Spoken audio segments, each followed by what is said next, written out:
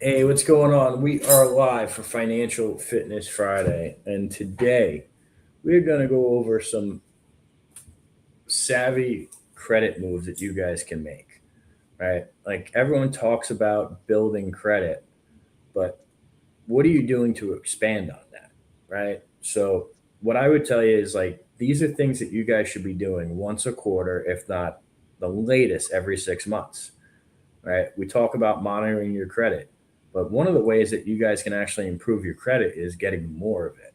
Okay. So if you have a line of credit every 3 to 4 months, you should be asking for an increase. Okay. If you have any type of credit card, business, personal, every 3 to 4 months, you should be asking for an increase. Why? Because as they continue to give you increases, you get more available credit, and then the balances that you carry, if you carry balances, aren't going to impact you as bad, right? This is simple. Always ask. The worst they can do is say no. You know Mhm. what I mean? As long as you're not missing payments, they usually bump it up a little bit. And I'll tell you, like, my Amex cards and some of my other cards, they've bumped it up without me asking, you know? So you always want to be expanding your credit, not decreasing your credit. All right. So as long as it's not costing you anything, that's fine. Keep in mind, depending on what Amex card you have, like some of them cost 700-800 bucks a year just to keep in their yearly annual fee. I realized that when I realized I had 10 Amexes at the end of 2025, and I'm like, I'm paying $8,000 a year just to have these cards, Good tax deduction. dude. Crazy, crazy. I didn't realize that. I have one in my mind. I got to cancel now. Mhm. You know. Well, to touch on that, to kind of hop in here, because I actually did it. My one card, I don't travel enough like I was, right? Like if you're doing it two, three, four times, 5 times a year, Mhm. to have a platinum on top of it as well. And everybody wants to flex the platinum. Like it's good if you travel a lot. Points wise, it's trash. Like you're getting 1 point per dollar. Chase has some great ones for points, dude. Oh, 100%, man. Sapphire is awesome, dude. Yeah. Like that's such a great card. And I think it's underrated. I think because of the Amex stigma. I just came back from San Antonio and I had the opportunity to fly out of Newark's new Terminal A, brand new. And bro, the way they have these lounges set up. Chase has an awesome lounge for Sapphire. Like they have a whole section in there dedicated to credit lounges. And I dude, believe it's it. top notch. Like Chase's is top notch. But I don't want to get like too far sideways off of what we're talking about. But going back to Amex, you could downgrade this stuff, guys. Like it's all under the same account. I ditched my platinum card. I didn't see the value in the $800 fee on that. So I downgraded it to another gold. Right. And you could do that, and a lot of people don't realize that. Hey, can you downgrade? Yeah, sure. Absolutely. And the gold, actually, you get 4%. You get 4% back, what I call the essentials, food and fuel. Whether you use it at a supermarket, whether you use it at a convenience store buying food, and then fuel cost. So to me, the value, because I've been driving a lot, so the value just in that is way better than what I'm getting out of the platinum right now. And that's not to say I won't go back to the platinum either. That's a phone call away. Dude, You it know, depends on what you're doing, right? You gotta match your points to what you use. Like I'll give you an example. Um, I have so many points on Delta and JetBlue, I can fly anywhere in the world. Okay. mhm. Unfortunately, when I set up these cards, okay, I was in New York, and being in New York, Delta and JetBlue, you can get a direct flight anywhere. Well, guess what? Now I'm in Tampa, and it's usually Southwest or American. So my Mhm. points don't align the way they used to. So you once in a while you got to change it up, and like it depends on what you're doing with the card too.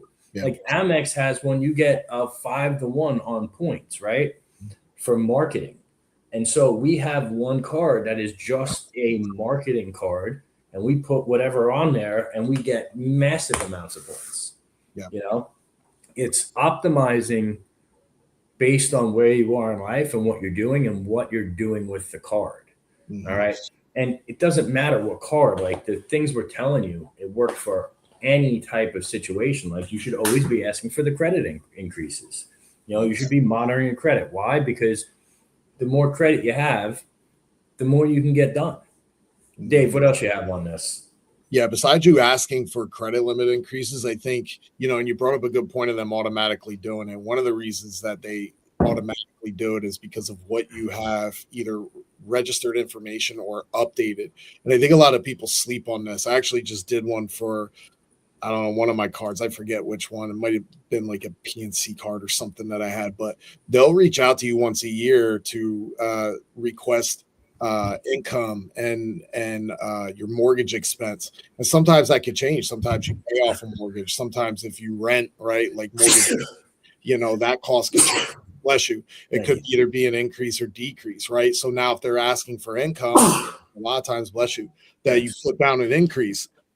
And when you put these things down, they're going to use it in their system. Most of this, all this stuff's automated anyway. They're not having really a human look at it. So unless it's a request or something like that. But if you're updating your income and your rental / mortgage payments every year in there, that's another way to get an increase too that I don't think people realize is keeping your information current in your accounts. Dude, I didn't know that. That's a good one. Yeah, man. And you don't need the request to do it. Bless you, brother. Thank you. And guys, it's not verified either. Like when you're applying for credit cards, just keep in mind, none of that is verified. Yeah, but don't put in there that you're making $1 billion a year. You know what I mean? Yeah, be realistic. Like if you're applying, hey, yeah, I make 250, I make 500. For the most part, unless you do something to trick up the algorithm, it's Tom, I would watch your mouth. Okay, honestly, you're here as a guest. We're trying to teach you information, and you're spouting off because you wouldn't talk like that if you were in front of us, right? Because I'd punch your teeth down your throat. Seriously. All right. Like who do you think you're talking to? Actually, get rid of you, trash bag. Anyway, dude, what is with people? I've like the entitlement. What are we talking about? Sorry, dude. That just drives me crazy. Yeah, income verification. Yeah. You can put on whatever you want to put on. You know what I mean? And just be smart about it and build your credit in a way that you every year you get a little bit more and a little bit more and a little bit more. Then when opportunities come up, right, or emergencies come up, you're ready to go. Yeah. All right. And you capitalize on it. Like every time there's a uptrend in the market or downtrend, there's a way to make money off of that. Yeah. You just have to position yourself and your investments and your company in the right manner. Having the credit is a big part of that. Yeah. And there's some smart other strategies too, as you're increasing credit in general. I always say get to that point to where you have at least 6 figures in limits total, right? And you don't have to have it on one card, but have it total. If you're in a very good disposition, I think the stigma of 800 credit scores and all that, like as a flex, that just tells me you're not really utilizing it. And what I mean by that is if you're in 6 figures and if there's something you can leverage right away without having high utilization, some of these 0% offers that they give where they'll put the cash straight into your bank account, man. So if you have 150 or 200,000 in limits, and if you need 30 grand to invest in right away, you're not going to ding your credit utilization that bad. It's not 30 grand out of 200,000 in limits doesn't look terrible. No. 30 grand out of 50, that's a different story. So if you have that leverage for 12 to 18 months, obviously know what you're doing. Just don't do it to do it, right? Like reverse engineer that.